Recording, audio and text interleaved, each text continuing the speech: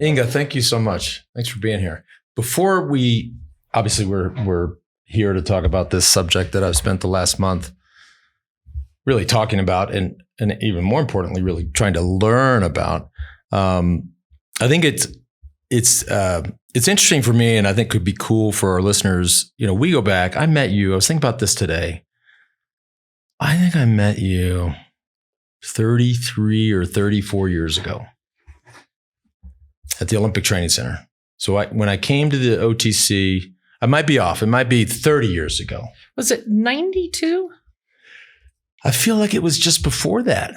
I remember doing a photo shoot with you in 92, and we were in Texas at a training camp. Oh, wow. Out there in the hill country, probably out in Hunt, Texas, where they have all the kids' summer camps, which is like a big deal for Texas families to send their kid to summer camp and out in the hill country on the river there. And we would use them in the off season for them for these training camps. Yeah. I forgot about that, but it's been more than 30 years.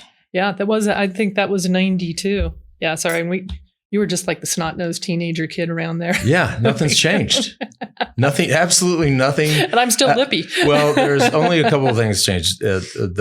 More gray hair and, you know, and a more, a little more drama in my life, but wrinkles. Yeah. I call it, got the skunk patch going here. And I think for you know, also for a lot of people, when we talk about you or people ask me about you, I say, listen, like it'd be hard to find an American female cyclist that has the palmaris, as we say in cycling, or the resume that you had. I mean, how many Olympic medals?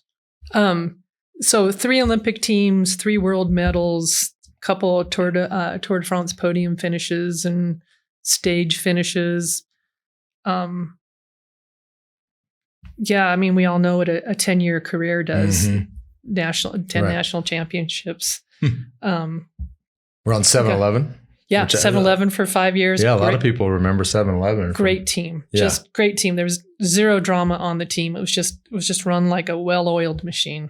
Right. Can't say enough about Jim Malkowicz and his ability to just choose good, solid people, solid mechanics, massage. You know how that goes. You have to have a cohesive team. Right. Oh, yeah, of course. And everybody has to get along in order for things to work well. You know who else? Was Rebecca Twigg on that team? This is totally unrelated to what we were talking about. Yeah, we were teammates for years.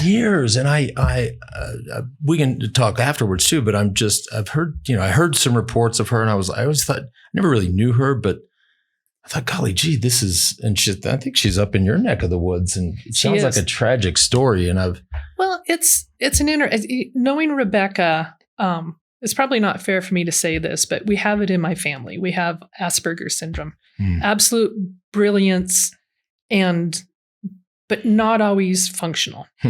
And I think that Rebecca, with her brilliance, she was brilliant, absolutely brilliant. Yeah. And at the same time, a beautiful rider. Yeah. And at the same time, just if you have that Asperger's, things aren't always as easy to navigate in life. Right. And she has found a family within the homeless community, and a family that she loves, that she likes to be around. And a lot of people have gone in and tried to. Somebody sent me an article. Yeah, and they want to rescue her, but she doesn't need rescuing. She likes where she's at. I mean, the article I read was exactly that. And, you know, she was so famous, and people certainly knew the name and had followed her career and wanted to help. And yeah, I won't go into a family story with one of my family members, but I understand that, you know, and I know through their eyes what they went through dealing with Asperger's and dealing with the world is sensory overload. And so I understand it from the perspective of a family member. Yeah, we'll talk later about that, or offline. Yeah. And then just bring me up to speed, because it's been a long time, right? Since we were reconnected to this issue of you know, transgender in sport, and certainly when it comes to our sport, right? The sport of cycling. It is, I can't think of another sport where it's as top of mind as it is in cycling at the moment. But since I knew you were always, you know, the way what'd you call me, a snot-nosed brat? But the way I always imagined it, let me just put myself back in. I don't even need to put myself back in it, but I'm still in this snot-nosed brat body. That was said out of kindness. No, right? I know. No, yeah. Believe me, I've been called a lot worse in the last forever. But I was always like, yeah, I think she's like a rancher. I think she's a farmer, rancher, or whatever. That was my impression. Yeah, and it's I am. And you still have that's. Yeah. So through my cycling career, my aunts and uncles were selling out portions of their inheritance of my grandfather's ranch, and they didn't get along, so they wouldn't sell to the other brother or sister, right. So they would sell to me. Right. And by the end of my career, you're always a little bit lost when you quit. Yeah. I'm like, well, I own a cattle ranch. I guess I'll go up there and start ranching, and bought some Friesians. They're a form of a draft horse. They're a light draft horse. And I started farming with horses. And the family cattle ranch, I've always worked on it. So I know how to work heavy equipment, horses, cattle. So for me, it was just a love, something I always want to do. And I have this thing about operating heavy equipment. I've had a John Deere excavator, 120C. I mean, girl's best friend is having a thumb on an excavator. You can do anything. Yeah, this is all Greek to me. I don't know anything about. Yeah, and I mean, I drive backhoes, I drive loaders, I've baling equipment, mowing equipment, and then how big of a ranch? It's not huge. It's 160 acres, but I did most everything horse drawn, and so bred horses and put up the hay with the horses, fed the cows. It's a great way to torture children when you raise them. Just put them on a cattle ranch, right. Put them to work. Right. Get out there. Yeah. So here I have my son, and it was like, what better way to raise him than on a ranch? Right. And I swear that the ranch saved him in the sense of boys will be boys. And he is one of those active, brilliant minds. And he had to be hands-on with stuff. And when he was little, we kind of maybe worried of Asperger's because it runs in the family. And for me, it was really important to have him on a ranch and have him hands-on.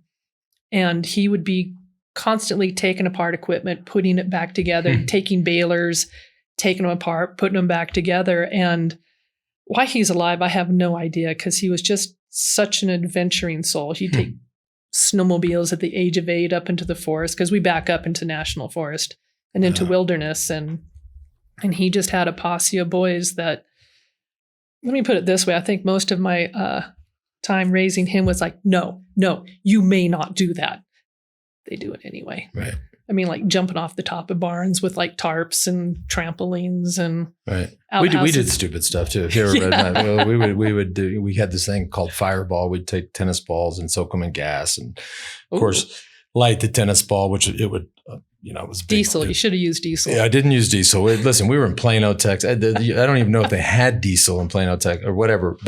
And then we'd throw them at each other, and you get a little flame on you. It was that was anyway. That was pre. It's not a snot-nosed brat when we met, but not that much pre. Probably only a handful of years. I was worse than you and being a snot-nosed brat. Yeah. Well, but those are things that kids are supposed to do. Oh, right? We made bombs. We made. Whoa, geez. Yeah. We didn't make any bombs. Oh, well, geez. Come on over.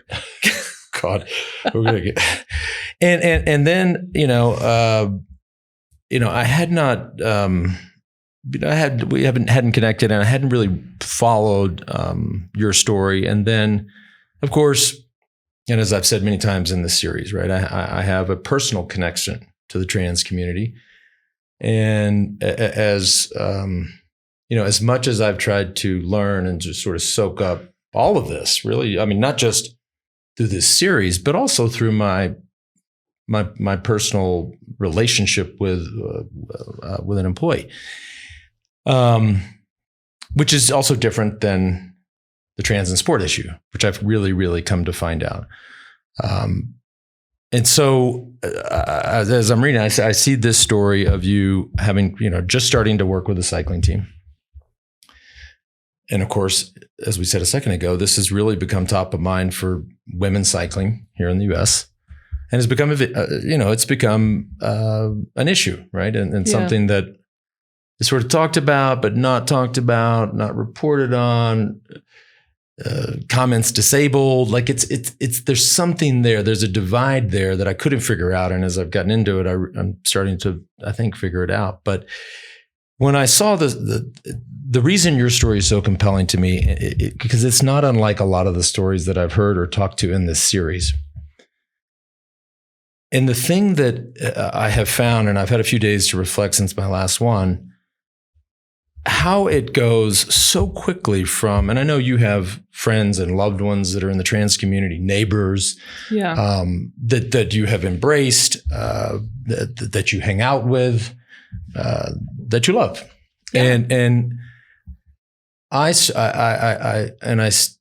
can't figure it out, and I'm struggling with how it goes so quickly from your relationship, for example, your relationship with your neighbors and the people in your life who are in the trans community, but also your position with trans in sport, how we go from sort of a loving, accepting place to a turf. Right? How this, I mean, it's so abrupt. And just as a reminder for y'all listening, a turf is a TERF. And this is a real thing. I'm not making this up. And I believe me, I've just learned this, is a trans exclusionary radical feminist. But there's no gray in there, right? It goes from black to white or white to black immediately. And it's just, and in your situation, of course, like not different than Carol Hooven or Stephen Joyner or many others. It goes and it cuts right to this thing that's so personal to me, and it's outside of this debate or this issue or this conversation, is this issue of, fuck them. We're just going to cancel them. We're going to erase them. We're not going to listen to them. We're going to discredit them. And that if there's one thing I take away from this, that's the one thing outside. I mean, I obviously have the personal connection, but boy, I struggle with how we're just, there's no certainly no common ground. And it's like there's no middle ground. There has to be somewhere a balance. And what you're saying is actually going on. Like when I started this, and I still do feel this way, I'm an absolute support of transgender people.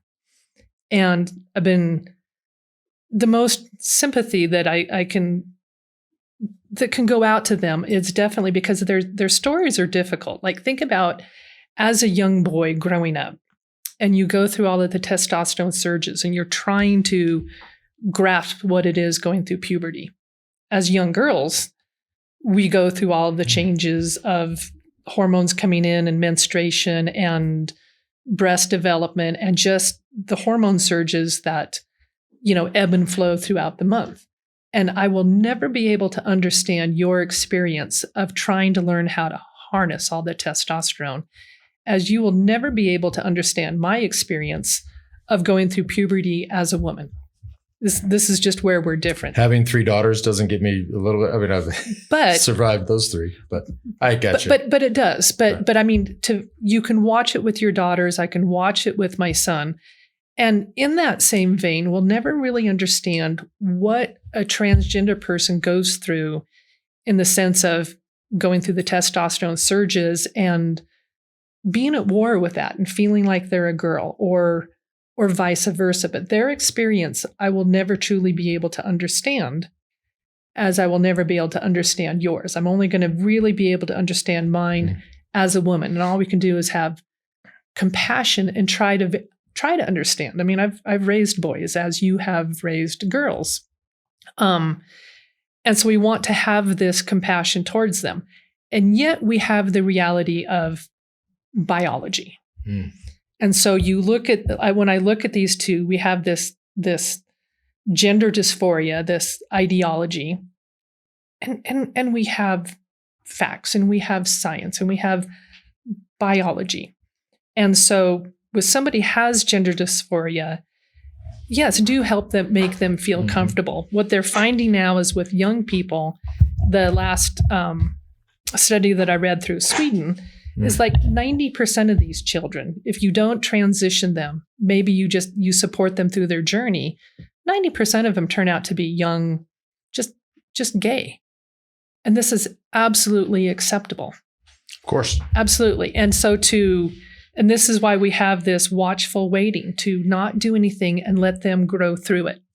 And I think that this is a very reasonable way to go, because you don't want to put all of these children onto puberty blockers and hormones, because we know the side effects of these are they're devastating. And I just want to pause for just a second. So just so the audience understands, and again, just more stuff that I've learned in the last couple of months on this. So watchful waiting, it's really kind of a comparison between our what has been our approach here in the United States versus the EU or in Europe, or primarily England and Sweden, where it's a less drastic transition or process, where watchful waiting, I mean, it literally means what it means. Yeah. Versus taking more drastic measures, whether it's puberty blockers or double mastectomies, or, things that are, and again, I'm not a doctor, but, by and large, irreversible. Yeah. And as a parent, I mean, just speaking selfishly, I think watchful waiting is probably a pretty good idea.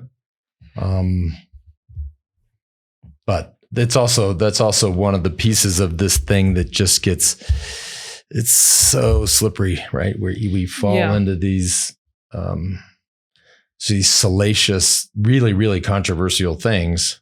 But I hear you. So to put forth something like watchful waiting, if you don't line up 100% with I call it the TQ crowd, because there is a division now between the LGB and the TQ. So you have LGB as your preference, your sexual preference of who you are attracted to, and the T is your gender dysphoria. And so the LGB is saying that the T has nothing to do with them. You having gender dysphoria has nothing to do with your sexual attraction of who you want as your partner.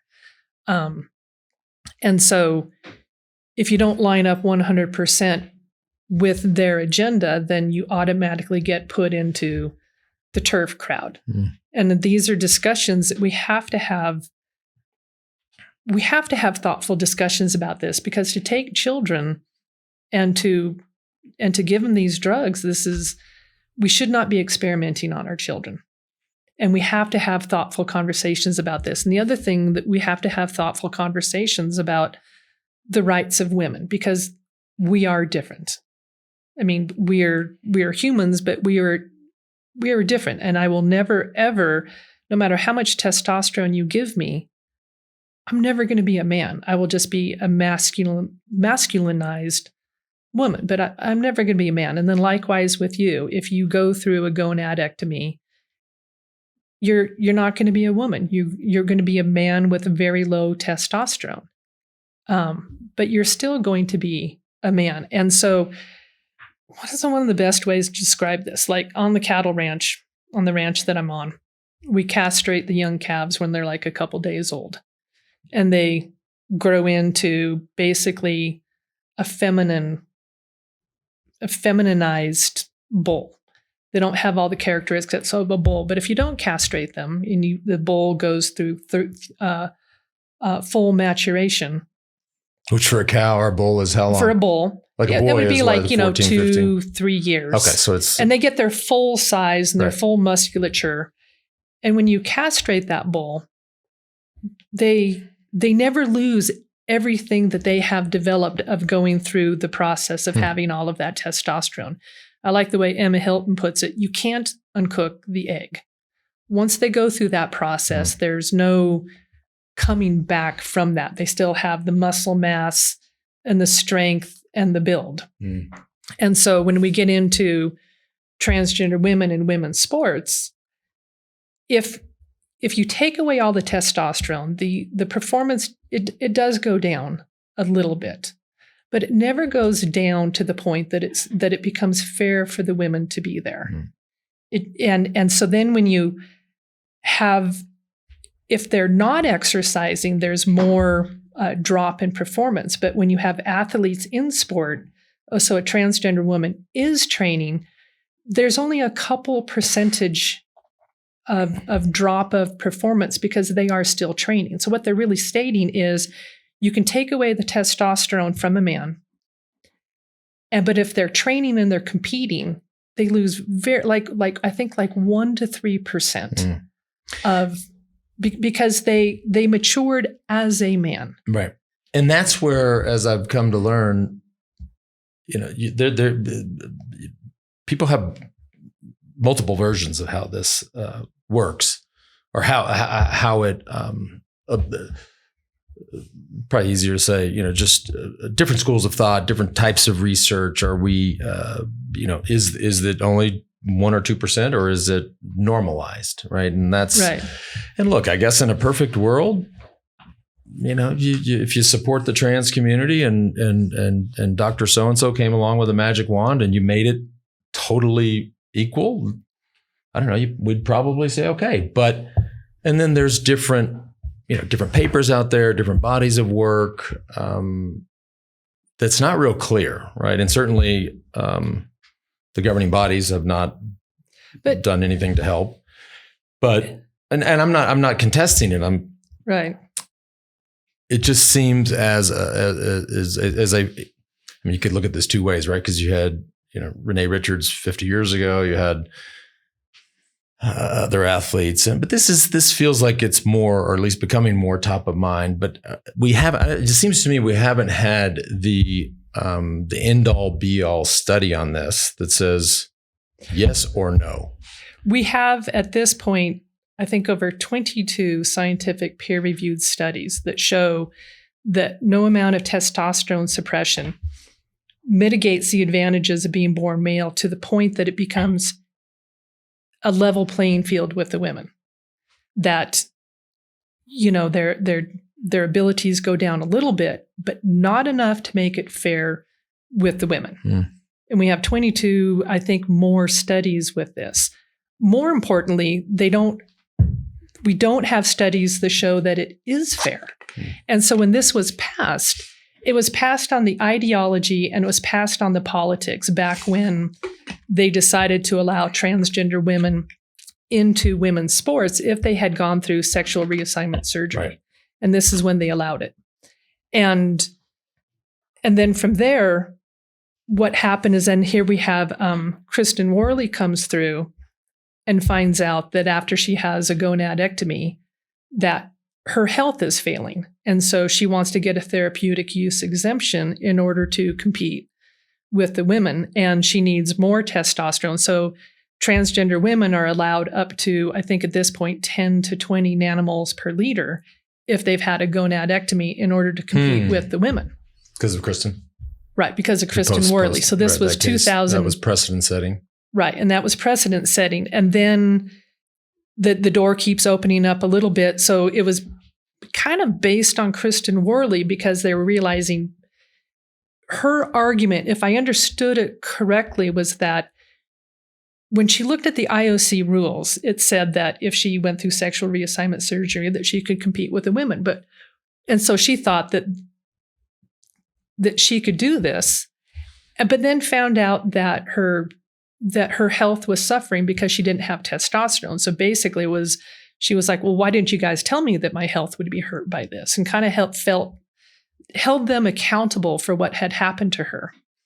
And so then the door opened to, we're just going to do self-identification and not allow sexual reassignment, or not require sexual reassignment surgery. Right. And I asked Dr. Verlaine about this because again, just coming at this from almost a new set of eyes, and as I said, certainly not a researcher or a doctor, or certainly not a scientist, but you could say, okay, well, if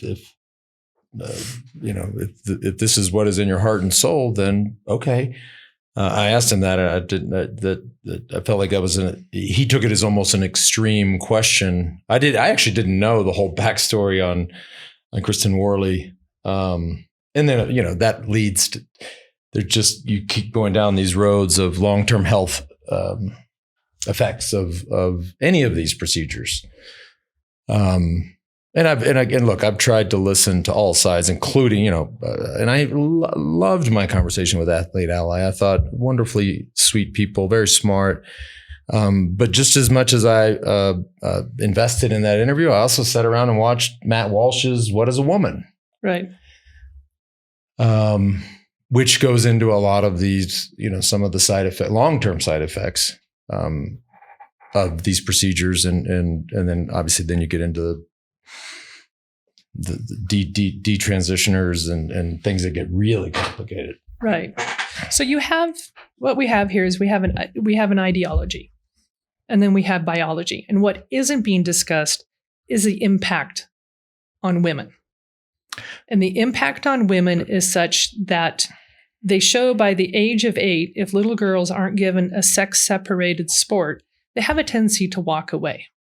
And so you can have co-eds, and we did a lot of that, but you also need a sex-segregated sport for the little girls to encourage them, because this is where our future elite women are coming from, our future Olympians, our future world champions are coming from this small pool. And if you don't have this sex-separated space for the girls, you're affecting the future of women's sports right there. And we already know that little boys are more aggressive than little girls. I mean, I was one of those little girls that was so easily intimidated. And at the same time, I really, really wanted to do sports.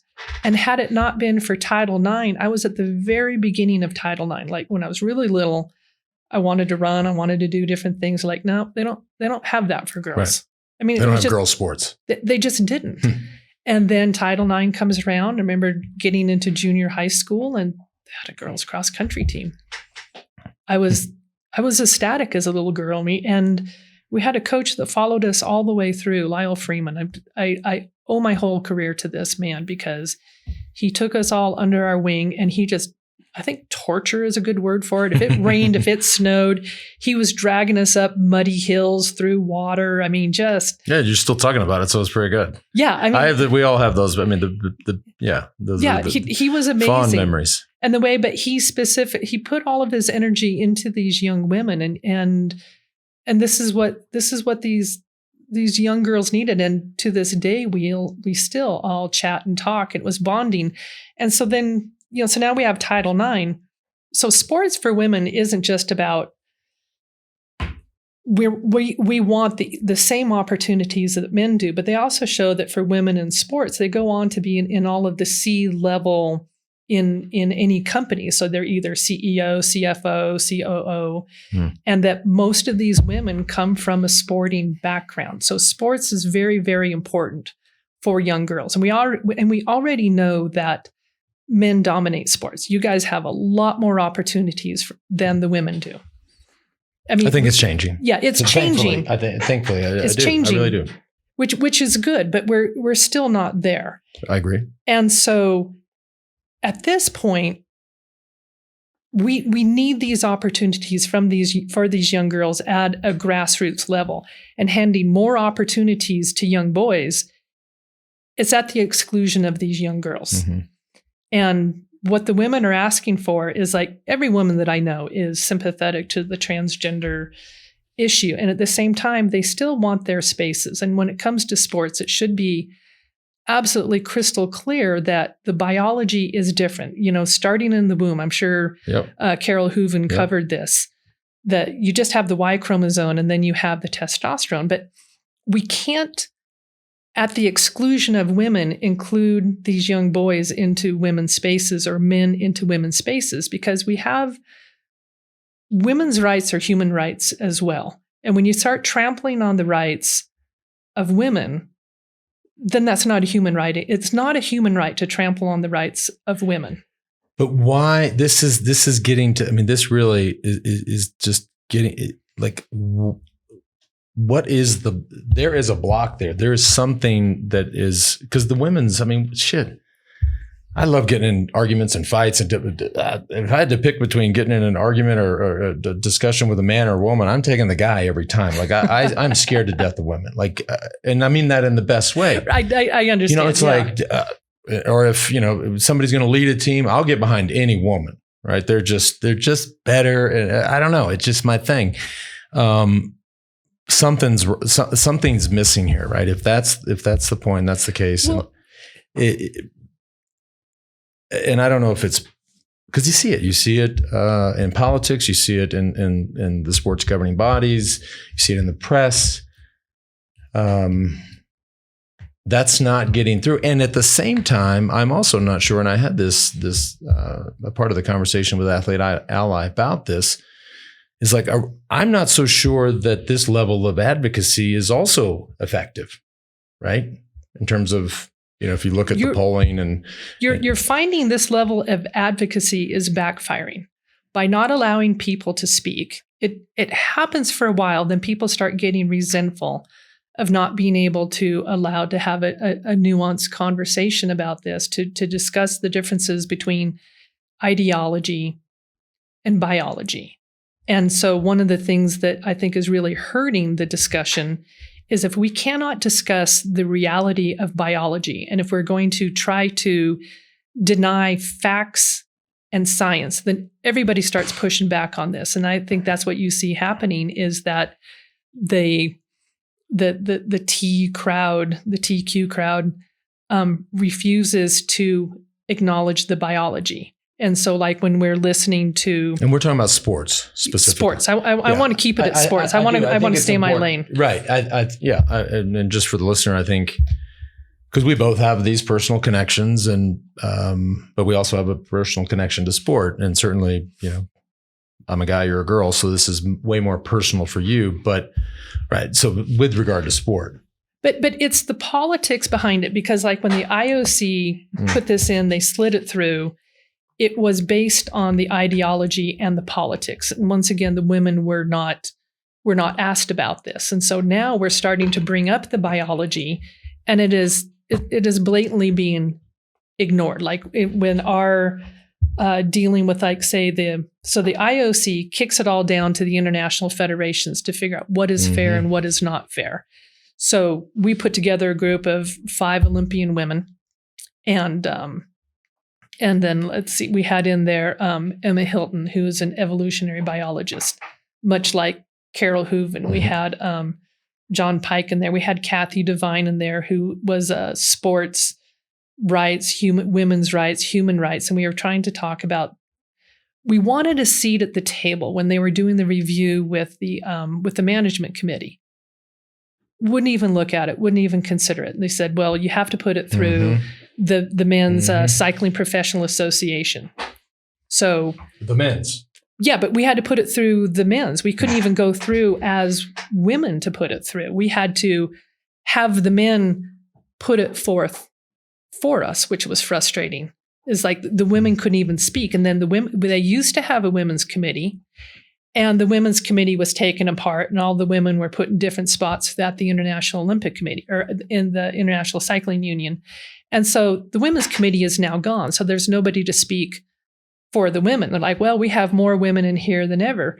Well, I call that gerrymandering. We had a women's group to speak for us, and then they have split up the women's group so that we don't have women to speak for us. And the other frustration is that, so the Cycling Professional Association for Women put a survey out, and 93% of the professional women said, no, we want women's sports to be for women. But just so I'm clear, is that the USA Cycle, the report that was out? This was only professional. This is the CPA women. Okay. The professional. And when was that? That was done last year. Okay.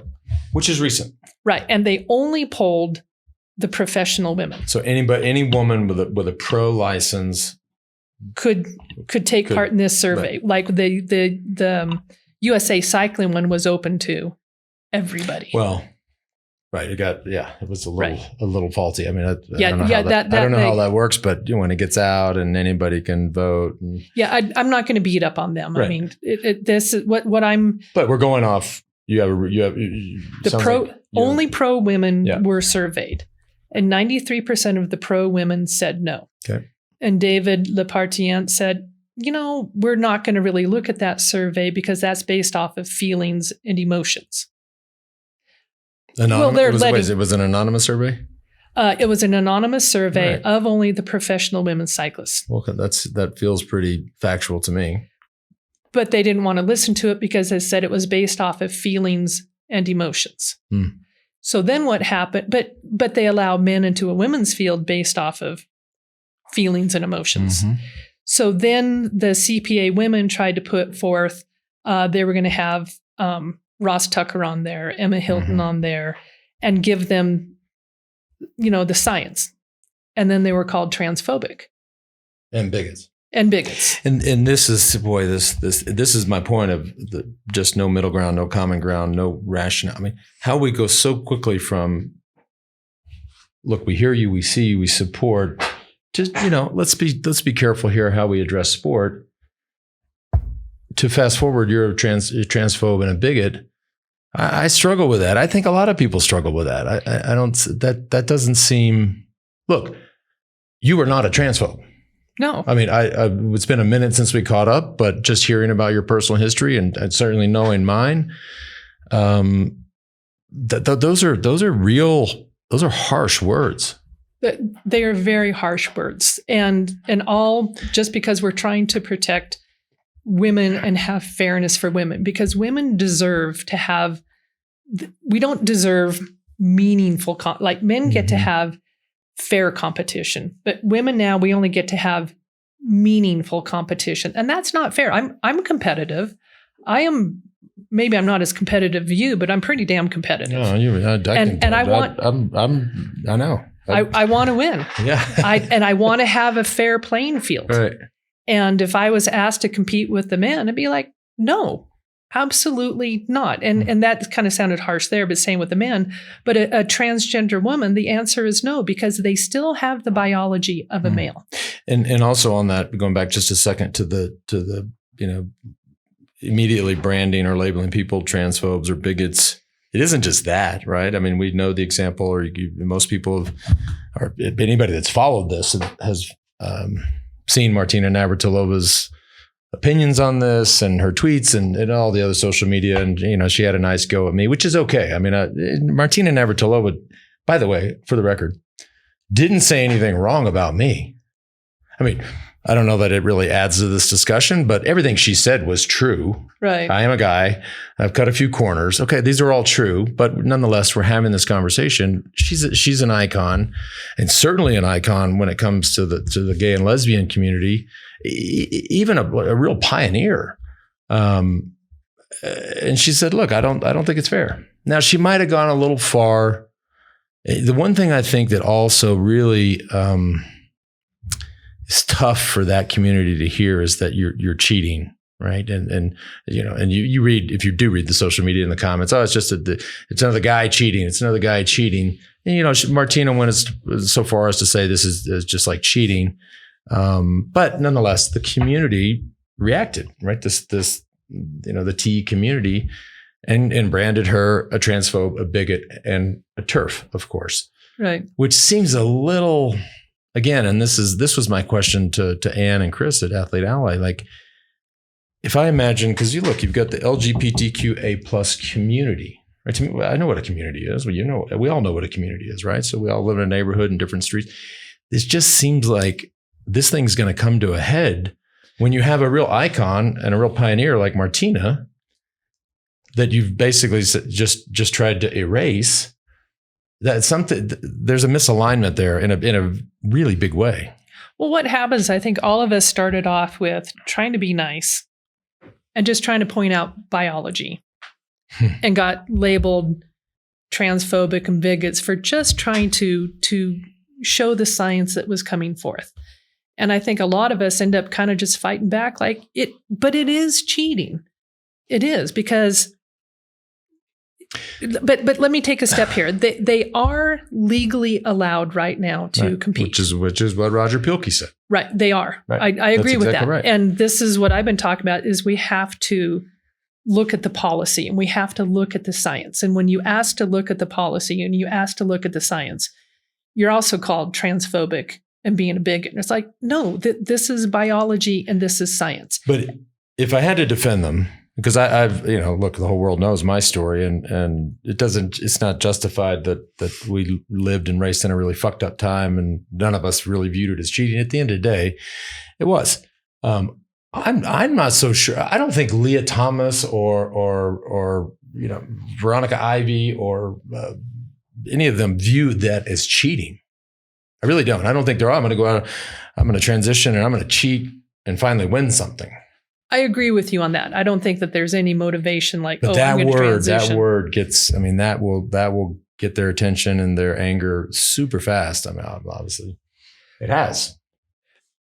Let me look at it this way. Any emotionally healthy person growing up, by elementary school, we all figured out the differences between boys and girls. Could you, with a good conscience, transition and get into a women's race? Well, could I? Yeah. No, but to me, you're really talking about two different things. Okay. And this is, again, just sort of my view and the way I've come to understand it. If at some point in my life I grew up Lance and I was a boy and I wanted to be, I wanted to transition, be a trans female. That's sort of everything I need. I don't know that. That's where I align with you on this. The sports piece is almost, I mean, that's a whole nother level, right? Because if the issue is, look, we can't deny people what's in their heart and their soul. If they feel like they're in the wrong body and they'd like to transition. Absolutely. Great. Taking it, that's why, why this thing is why we're discussing it.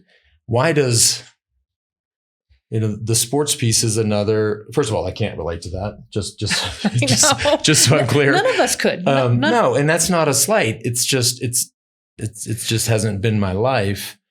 And or is sport, because you have the process of transition. You have being an athlete, which a lot of people are athletes. Anybody can be an athlete. And then you have this idea of being a really, really high level elite competitive athlete. That's kind of a whole nother thing.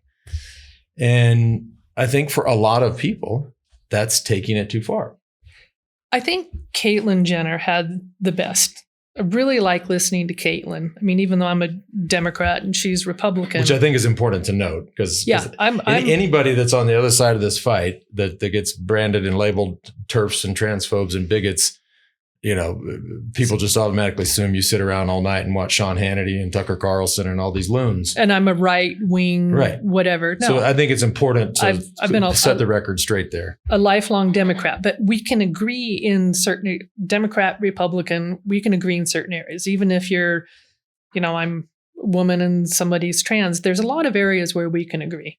And what I really liked about Caitlyn Jenner is that their emotional stability with this, that they are comfortable in their own skin, saying, that she can say, yes, I am transgender, and I understand that I'm male at the same time. And she understands she wouldn't race against the woman. I mean, she still has the moral compass to say, I know that I'm male. And I'm a transgender woman. And to me, that is an emotionally healthy, balanced person that can come to terms with their gender identity and still come to terms with the fact of their biology. Right. And this is where it gets into this difficult area of, you have transgender women that are wanting to go in for pelvic screening and for cervical smear tests. These aren't things that affect transgender women. They still have a prostate. And so somewhere in there, we have to have reality. And so we have ideology and we have biology. And so your biology is still that you're still male. And if you have transitioned, don't be demanding women's services. You need to be looking at having your prostate looked at, not going into doctors' offices and demanding to get, a pelvic exam. You need to go to the doctor that does the sexual reassignment surgeries. And so now we're kind of looking at the reality. So we have the ideology and then we have reality. And to me, when it comes to sports, I'm going to get back into my own lane here. When it comes to sports are based on biology. So we have within sports, we have classifications. We have male, we have female, we have Paralympics, and then under that we have categories of, we have age, we have weight, we have and then you go under that, like, so then it's like, say we'll get into cycling. Mm-hmm. All right. So then we have the pro category, and then we have Cat 1, and we have Cat 2, and we have Cat 3 and 4 and 5. We have all of these classifications and categories in order to have fairness in sports, because we want to see the people that shine the very best within their sport and within their category. And so when we get into sports, you compete in the event that you qualify. And if you have male biology, you need to be in the male category. So with all of these classifications and categories, I don't see a reason in the world that they can't have a transgender category. It's a very common response. Yeah, and it's also wildly unpopular. Very wildly. And so then I know what World Athletics did is, and then we're going to have the open category, and that also I think is the best solution to all of this, because it would allow women to compete in the open category if they wanted to, like, so transgender men or women that identify as men. I raced with a man all the time. I loved it. It is how it is how I became. That's good training. You probably kicked their ass too. Oh God, I got walloped all the time. Of course, I do remember Alexi Graywall screaming at me because I chased down one of his teammates. No, you shouldn't be. Alexi screamed at everybody. That's like, just welcome to the crowd if he's screaming at you. Yeah. That means he woke up that day and was that you were not special. He yelled at. I was at the receiving end of that many times. But if you had an open cat, because I know a lot of times I couldn't race because they would say, or I couldn't race with men because, like, well, women can't race in the men's category. Mm-hmm. And to this day, they still have that where women can't race in the men's category. And so this is like, say, like what Molly Cameron ran into is that she had female on her license, even though this is the gravel racer. Yeah, the gravel racer. And so they wouldn't allow her to race the national championships. And they should have. And if they had been an open category, Molly would have raced with the men as a female. And so it forced her into the women's category. But then you're not obligated to. A lot of times, if there is an open or a non-binary division, you can check the box of whichever category you identify with. There's not. If I think about this thing, and we're going to watch this clip in a second, because somebody sent me this today, and it was some sort of, I don't know how all this stuff works, like a congressional testimony. But if you look at, we are not going to decide this. You and I are not going to decide this. The trans community is not going to decide this. The anti-community is not going to decide it. Right? This is, here in the U.S., you look at, and there are these reports or indications of how the Biden administration will view Title IX and perhaps almost amend it. And I take great exception to them amending it, because when it was passed, it was passed to protect women and to give women equal opportunities. And to take the meaning of a word and change it is very disingenuous. Something that has already been passed to like, you just can't do that. Right. And they're doing that. Anyway, so back to the congressional hearing. But also it goes, even we're going to show that in a second, or listen to it if you're listening to the show. But all the way from the top, we're talking about the Oval Office, which trickles down to all these things, whether it's IOC, USOC, NC2A, all of the down to our club events. Yes. People are afraid. People are terrified.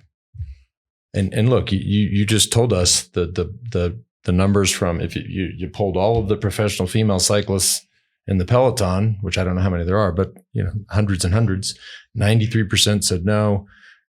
David Leparchien, the head of the UCI, the World Cycling Governing Body, says, "Oh no, this is, et cetera." People are scared.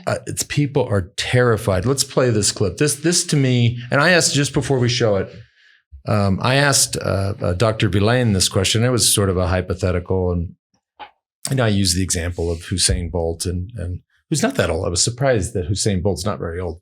Only 30. I think we looked it up. 35 or 36. Could still be competitive. And what we'll see here in this clip is one of the senators or congressmen was asking about another hypothetical. If Mike Tyson decided that he was going to transition, and he asked a fellow congressman, this fellow here, this is the question, and here is the answer. This is the thing, and we'll pick up after this. Should Mike Tyson, have you heard of him? Yes, I have. If he identifies as a female, should he be allowed to enter a boxing match with a biological female? Well, the short answer is yes, somebody who is trans. Okay. So this is what we're up against. Right. And when they say there's so few and this is never going to happen, well, it's happening because in 2015 is when they started the self-ID. And now that we have the self-ID and the IOC saying that they have no perceived, there's no perceived advantage of testosterone. And that's a different discussion. Right. I'll get into it in a second. But the door has now been opened to self-ID.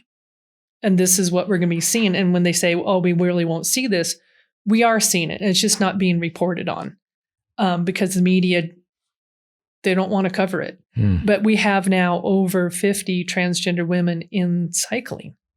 And you see it again and again and again. And we've been watching this for years. And this is what got me into this was about 5 years ago when self-ID started. So I think this was like 2016. I had women coming up to me frustrated, angry, mad, because in just the club races, they were allowing the self-ID. Right. And this is when the women started walking away. And so then when you say walking away, meaning they're walking away from the sport, quitting the sport. Yeah, they're quitting the sport, which we saw in the example. I forget, and I've seen Hannah Armstrong, the cyclocross racer. There was a cyclocross racer that had an interaction with Austin Killips at I think cyclocross nationals and was sort of nudged out of the way. And as the story goes, she said, fuck this, and just quit the sport. And Hannah's not the only one. I have talked to, no exaggeration, hundreds of women that are just walking away. They're frustrated. They're like, why bother? And this is, because I'm in touch with a lot of people in Oregon, and Portland is one of the hugest. I mean, it's the biggest. I love Portland. It's Portland. Right. And they're just like, they kind of start to speak up. They got shamed. They got silenced. And it was really disheartening for them. And so they just left because they didn't want to go up against this. They didn't like being called TERFs. They didn't like being called bigots and transphobic. And this is, I have the screenshots from this one back in 2019 when I first spoke up. Veronica Ivy, Rachel McKinnon actively went after me.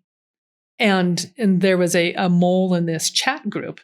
But in this chat group, you watch the systematic, this person liked Inga's post, this person liked Inga's post, and they're talking about going after their jobs and reporting them. And then they started the TERF list, and then it got passed around, and I just struggle with that. And after all of this whole, and I call it a process, but this journey that I have been on, obviously my own personal journey, the journey of this series of learning as much as I can, listening to all sides, going after people's jobs, whether you're actually going after them, which I'm sure has happened, or in your case, or in Carol Hooven's case, or in Stephen Joyner's case, just speaking to what you feel are facts and losing a job. I don't know what I'm just. Well, and it happens. I really struggle with that. When I was at the Pro Nationals, I got to speak just recently. Got to speak to a lot of the parents, and they know me, and they're coming up to me, and it's the same story. They will not speak out and they agree with me, but they don't want to hurt their child's chances in their events. And we're talking parents that had men in the peloton and women in the peloton, that even the men can't speak out. It's like nobody can speak out without getting. Believe me, I know what it feels like when you try to do one of these things. It's been interesting. I was joking on the show yesterday. I was like, God, I'm just trying to think of some other thing I can go do a series on, just piss off everybody. But you chose it. Yeah. I mean, that was also, I went into this process just being fine with that. Like, I don't mind if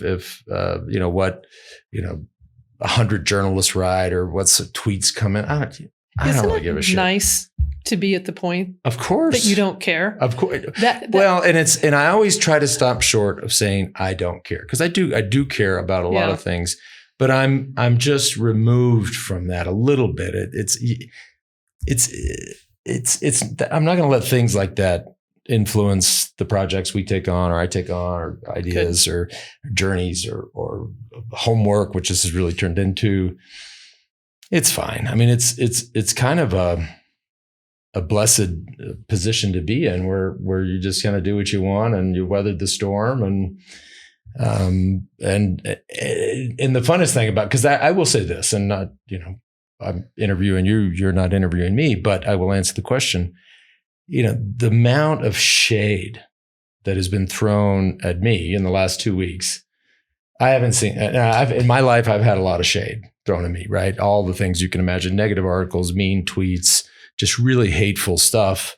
10 years ago, I would have been sprinting around the block, just ripping my hair out. The bottom line is now it's like, all right, like there's a real peace in that, at least for me, not to get too woo-woo, but there's, some of the stuff you're like, oh, that kind of hurt a little bit. But 5 minutes later, you're like, nah, fuck it. I mean, it's so that's good. Yeah. It's helped me to learn how to just kind of let it slide off of me, not worry about it, because I'm protecting women. Right. And I feel strongly about that. 5 years ago, I'd read this stuff and it hurt. Right. And even like when Cynisca did their little hit piece with their press release. I read the release. I thought it was.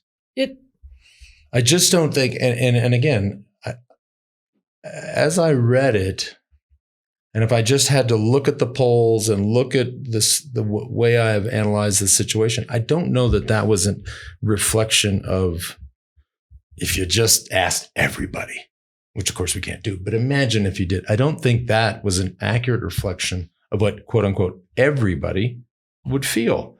And I thought it was awfully harsh, way too harsh. And I don't know all the ins and outs and the history in the back. You hadn't been there that long, but those are real words and real consequences, certainly for you. Yeah, I had almost zero interaction with them, because when I first was invited on, I said, I don't think that you want me on here because of my position. I said that. And I talked with Jeff Jones and Chris Kotowski, and they said, we agree with your position. I even have an email that states that they would be breaking windows and riding in the streets if they were women, because it is that unfair. And that's a little hypocritical then. And Jeff Jones has paid me to advocate in the past. Of course, not now, but that's how strongly he felt about this. And I was put onto the team, or invited onto the team, knowing this about me. From there, within a couple of weeks, I was diagnosed with breast cancer, and it was throughout the winter. And so I had zero interaction with the team. I'm focused on other things. I'm focused on my health at this point. Right. And then from there, when the whole thing came out with Riley Gaines, Jeff Jones asked me to advocate with the San Francisco State University. Mm-hmm. And a lot of people were livid about that. Mm. And he says, I want you to advocate more. I'm like, I can't do that being on Cynisca. And at this point, I'd had almost zero. I think I had done one Zoom call within, just kind of trying to catch back up, but zero interaction. And I said, yeah, but I need to step down from Cynisca in order to do that, because that won't look good on Cynisca. And so I had stepped down a couple weeks previous.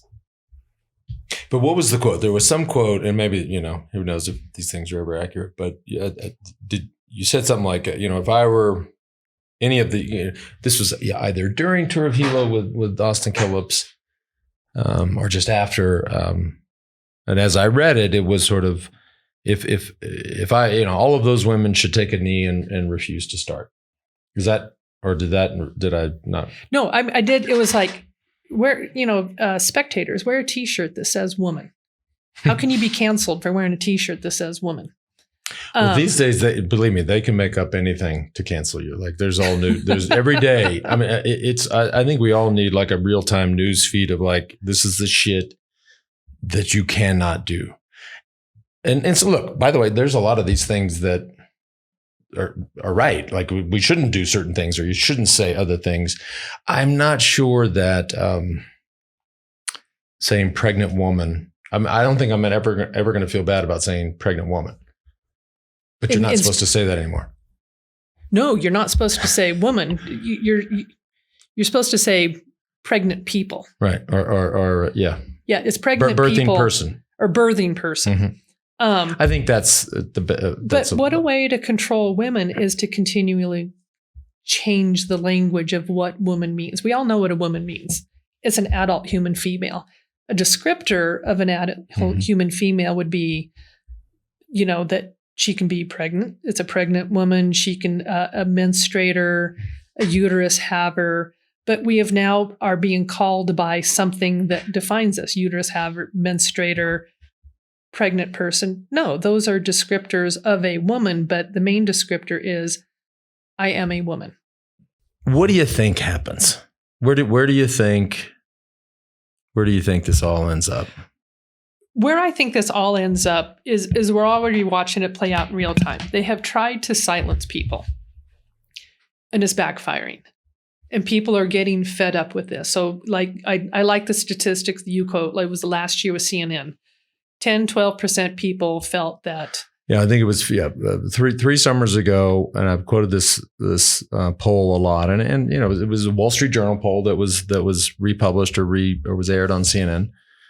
And I would, just on the politics side, I would, if that was a Fox poll on this issue, I'd probably, I don't know if I'd totally believe it, but I watch more CNN than I watch Fox. But the question was, have we gone too far in accepting the transgender community? 3 summers ago, which isn't that long, 15% said, yes, we've gone too far. This is crazy. 2 weeks ago, 43%. So this is, if I had to put myself in their shoes, I look at that, and I've talked a lot with other really smart folks. I'm like, what's happening here? There's something happening. This is what I think is happening, is the language has been changing, but people aren't aware of it. Like what I just said about you never heard that before. That is in some of the books that we're seeing right now, in some of the literature. And as with the women, and a lot of people are not aware that this is happening. They're just going on about their lives, and they're reading stories about this, but they're generally all pro-trans. And then they start kind of looking at the fine print going, hold on here just a second. And it's starting to make news of what's happening with the children, and the studies coming out, and parents losing the rights of their children, and what's going on at school. And prisons. And the prisons. And it's all of this information is starting to become more mainstream. And all of us are sitting up going, hey, hold on here just a second. That is going too far. The material that they're giving to the children in school, what we're seeing in sports, what they said would never happen is starting to happen. And if I get back to sports, like with the International Olympic Committee, one of the reasons that this was passed was they said there are going to be so few people, right? And it's only men in their 40s who are transitioning, that we are never going to see this at the elite level. And this is one of the reasons why it got passed, is like, it's not their problem. And I really think they had no idea of the trickle-down effect that happened at the top. Right. And so now that it is happening, and it is becoming more mainstream, and where people are starting to have an awareness of this, now they're going, whoa, hold on. And I'm going to go a little bit sideways here. When I used to do a lot of investing, investing in stocks, I liked listening to this one guy, because he said, the stocks that I know that I should invest into are the items that my children are interested in, because they are the future. And he did a lot of his investing based on, some of his invested based on what his children were doing, because they were they're the future. And this is what I'm seeing now because I follow this at all layers and levels. You're now starting to see in mainstream media children being punished for speaking out against this. They're starting, at first, the children were like, yeah, we have to be inclusive. We have to, be accepting. And the children were very good. Now that you see a lot of the children pushing back, making fun, challenging the teachers. They're not teasing the other students. They're outright challenging the teachers. This one was about 2 weeks ago. This is the best example where one of the children in the classroom identified as a cat. Well, that's called a furry. Yeah, they call it. They're furries. Generally speaking, called furries, which I've also come to learn about, and I'll tell you in a second about furries, but we can hold on to that one because we can go sideways on that one too. And so a couple of girls were challenging the teacher, going, "She's not a cat, she's a girl."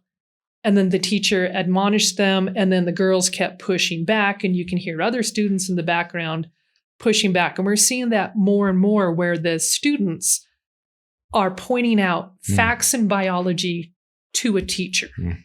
And to me, that is very indicative of, I think, where we're going with this is that as people become aware, we're seeing people pushing back at the lower layers and levels, and companies now not fighting it the way that they used to. So I do have hope that this will turn around and that women's rights will be reestablished, some common sense.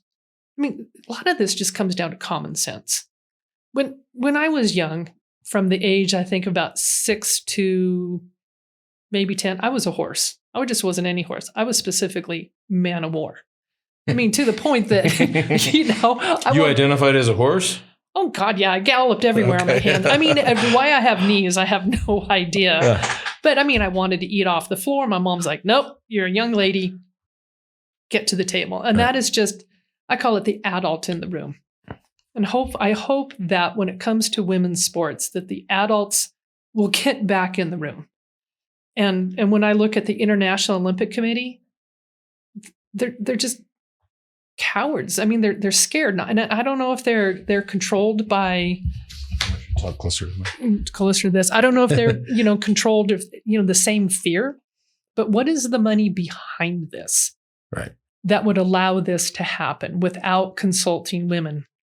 So I want to get back to sports in here. Right. It's what type of money and power and push in the background would they allow this ideology with no science behind it to allow transgender women into women's sports without talking to the women? And let's get to the very beginning of this. How did this happen? And that's what needs to be questioned. And what is the power and money behind that is driving this whole agenda? And I have a lot of faith in people that common sense will come back.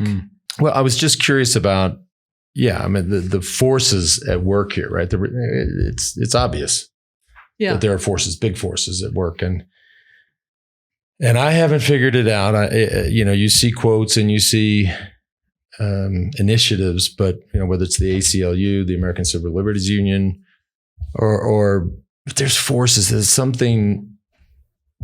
Think about the ACLU. This last one with the prison.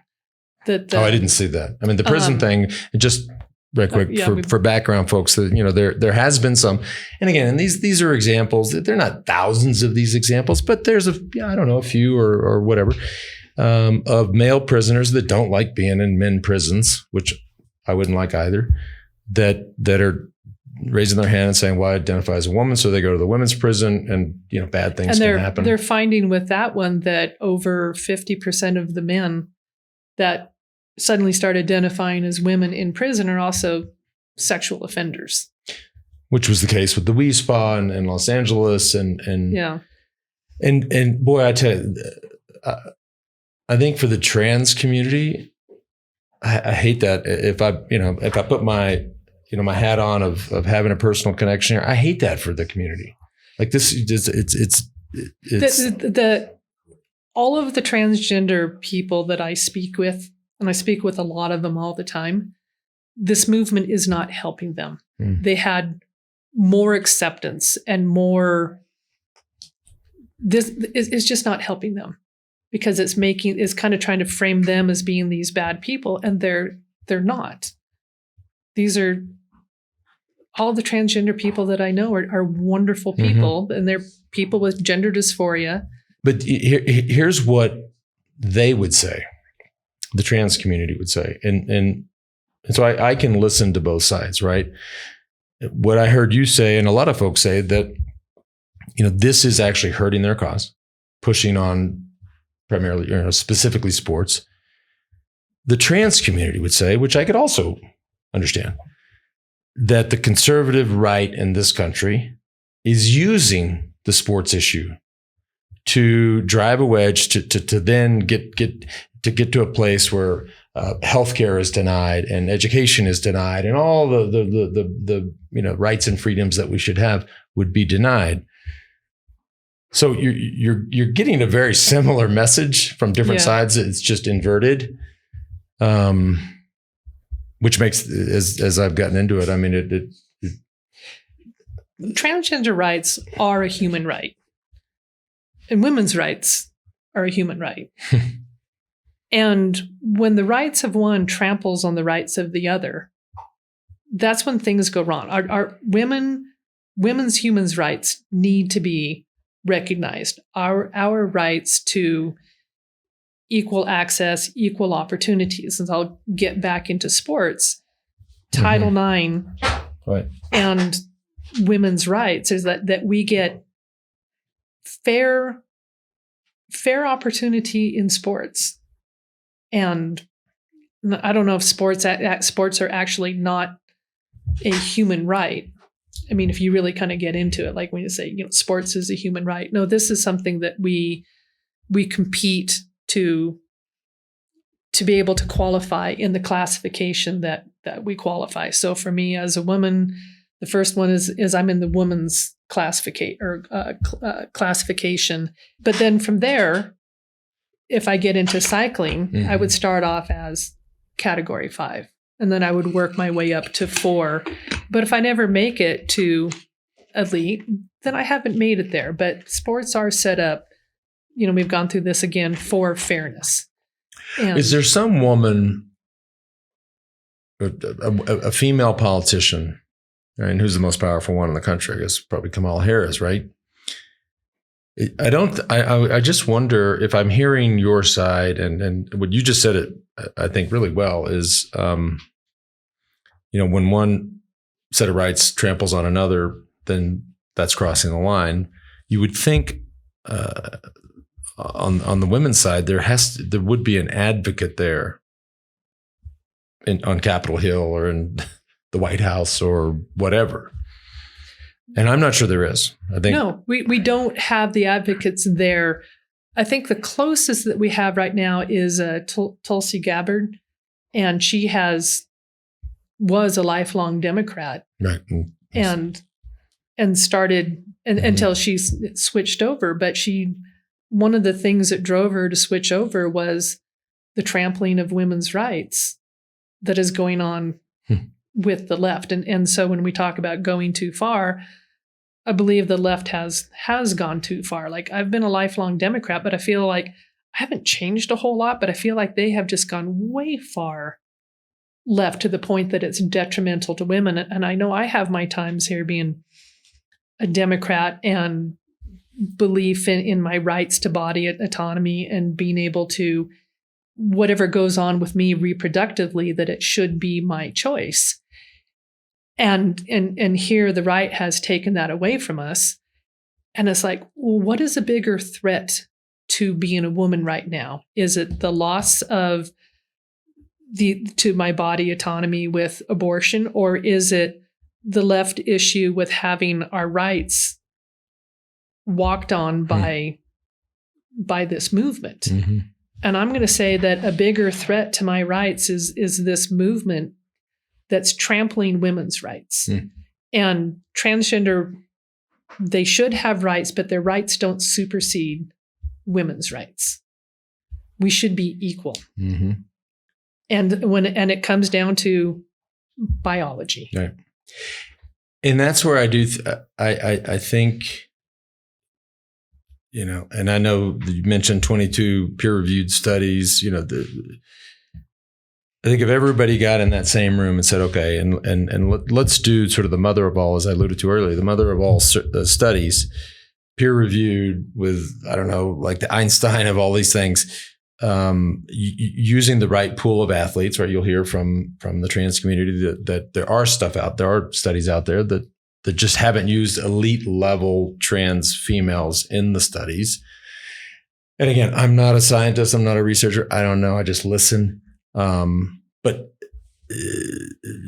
and maybe we never get to that place where there's a definitive answer, or maybe, or maybe there's just conflict here. I like what Ross Tucker said. He says, we almost don't need to do any studies because we're watching it play out in real time. You can look at cycling, where it's not just Austin Killips, but we have 55, I think we're up at 55 now, that are on the podium consistently at women's events. Like you can look at just about any women's race right now and it'll have a transgender racer that will be on there. And the God, it's just so much about common sense here. Keep going. I had an idea here and I somebody wanted to say, and I just lost it. It was along the lines of Ross Tucker and. Well, his stuff, I mean, he's, look, these views and opinions, there's just everything about this issue has been very polarizing as I've come to learn. I mean, it's, I don't remember what it was. One of the latest studies that came out showed that they're not doing it at the elite level, but the little bit that they have done it at the elite level, and this was, I remember why we covered this in the car driving over here, is the studies were done on people, transgender women that were not athletes. And they did lose quite a bit, but they still showed a 10 to 45% retained advantage. But the athletes had lost even less. It was only like a couple of percent because they had continued. They're continuing to train and well, and so another way to look at this is like when you're in sports, if you get caught doping with steroids, the first time around it's like 2 to 4 year ban. But the second time you get caught taking steroids, it's a lifetime ban. And the reason why they do this is like if I'm able to train at this level and I start taking testosterone, I can now train at this level. And if I stop using testosterone, I come down to here. And I always have this legacy advantage. I was naturally here, but I am now here, even though I'm not taking testosterone.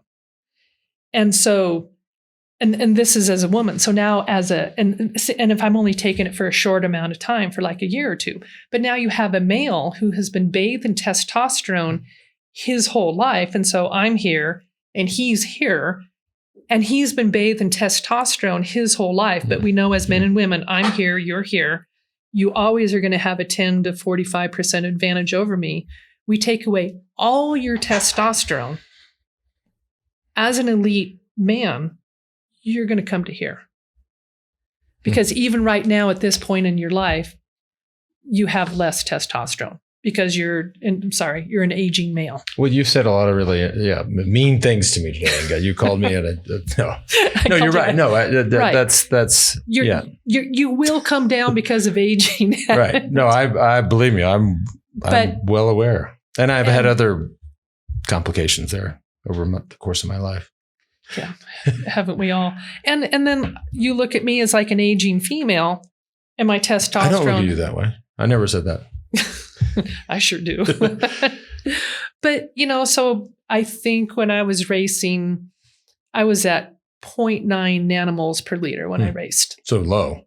Yeah, I was low. And so when they talk about, when the IOC says that you there's no perceived advantage with testosterone, that was a slightly misleading statement because within women, higher or lower testosterone didn't really differentiate us. And with men, higher or lower testosterone naturally didn't really differentiate it. So a lot of women, so I'm sitting there racing at a 0.9 nanomoles per liter, but I can still beat the woman that might be racing at 1.5 or 2. I mean, there was right. That's all over. Yeah, everybody. There were several women that were, and everybody has different strengths and weaknesses and whatever. I could still beat them, right? And so, but once those women that I knew started doping, they went up to here. Some of them I could beat, some of them I could not beat, depending on their. I mean, one that I could never touch was Longo. Used to be able to beat her, but. Anyway, different story. We're aging ourselves. Jeannie Longo, who was a French racer, and let's because all this stuff is it's so messy. What do you do next? What's your plan? And I know you were at Pro, U.S. Nationals, the pro event, and had a peaceful protest, and Riley Gaines was there, which of course she's been very outspoken and I think really built a platform for herself and this cause. What do you do now? I think we just keep pushing. And one of the reasons that it wasn't just me, like there's a huge protest planned at the World Championships coming up. And the reasons why is if you put forth a survey that says 93% of professional women cyclists don't want to have transgender women in their sports. And we're putting forth the science again and again and again, and it's being ignored, downplayed.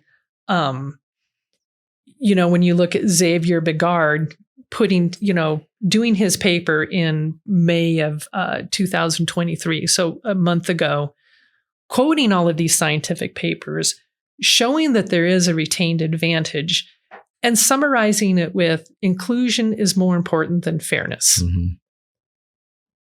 You know that they have no intention of actually looking at the science. They've had the science. This was all put in without adequate science. What should happen is it should be reset back to what we used to do when I was racing, is it was a cotton swab on the inside of the cheek of your mouth. And if you had XX chromosomes, you were able to race with the women. And it kept it a fair playing field. It kept out like Castor Semina. She's a 46 XY. She's XY. DSD. She is not a woman that doesn't have a uterus. She's XY with internal gonads. And this is why, higher testosterone because she has internal gonads. She should be competing with the men because she's XY. But what needs to happen is we need to go back to the way that it was with just XY. And then it should be proven that it's fair to be in there with the women, not the other way around. And I know a lot of some of these women's organizations are starting to talk about just bypass the men altogether, bypass the IOC, bypass the international federations and just start their own. I mean, we've seen this happen with women's tennis and with women's golf, where the rules are not being implemented fairly, so they just completely step away. And I would imagine if the policy doesn't get looked at and brought back to a level playing field that is fair for women, it'll take a while, but I think the women will just completely walk away and start their own organizations. Well, that would be something. Yeah. Those are always hard when you have sports like a sport like cycling that is so beholden to the Olympic movement, right? So everything, and we've even in my situation, right? I mean, cycling's an Olympic sport, even if it feels more like a professional, almost like F1 or the NFL because you have the tour, and that's really not. These sports are still beholden to the IOC and the USOC. Yeah. And all of the things that go with those agencies. But you're seeing, I call it, you're seeing a slow boil going on. Right. Is that women are speaking out more and more and more. And so the ability to cancel us, shame us, it it's losing, I call it like the boy that cried wolf. It's losing its effectiveness. The first time I was called TERF or transphobic, it really hurt. And now it just like, is that the best you got? Well, that was Martina's quote in the New York Times. Yeah. Ross Tucker, because he's been so outspoken on this, and I'm just curious, and I'm not really sure who he's aligned with, if it's a university or I wonder if he's had any blowback on a professional level. Or maybe he's out on his, I should know this, but yeah, I should know he's this been too. so outspoken, like a lot of the folks that we've referenced that have suffered real life consequences, and not just being called names, but losing jobs and losing positions and losing stature and losing tenure and losing all these things. It's that I really struggle with that. Yeah. We all should struggle with that, because right. I agree. When they start trying to silence yeah. and change the science or have the science fit an ideology, that is just wrong. Right. We have to hold on to science, and we have to hold on to reality and truth. And when we start allowing a lie to happen, I don't mean to quite phrase it this way, but at what point society has to have some type of consistency, some type of a basis, and that basis has to be based on truth. And so if I have the ability to say, right now we can say, okay, I can identify as a man. Now I'm a man. Okay, well, we know that's an ideology. That's not true. And then if I decide to identify as the Queen of England, or do I identify as a sovereign nation and I don't have to pay taxes? Or if I tell you that I'm a giraffe or a cat, I mean, at what point does a society fall apart if we can't have a basis of truth in our language and to be able to follow science? At what point does it go too far that we can't say things that are honest and truthful? I'm going to leave that one with the people. I mean, that is the question, right? And this is for anybody listening or watching or weighing in. I think we should just think about that. I mean, it's a real question. I know it can sound extreme, and the other side could view it as extreme, but that's a real question. It could be anything. Yeah, I think we have to hold on to truth in our lives and base our lives off of that, while still taking care of people and being kind. But it can't be at the point that we lie about things. Inga, thank you. Thank you for allowing me. Let's not have another 30 years go by before we hang out. God, think about that in 30 years. I don't even want to think about what's going on with you and I in 30 years. You know what? Never mind. No, it's a little scary. I know, because 30 years, I tell people all the time, 30 years feels like yesterday. 30 years ago feels like yesterday. That means tomorrow or 30 years from now is going to feel like tomorrow, which goes fast. Oh, I'm about to turn 60, and I'm like, that 30 years disappeared so quickly. I don't want to talk about it. Next time it's going to be 90. I don't want to talk about it. Thanks for doing this.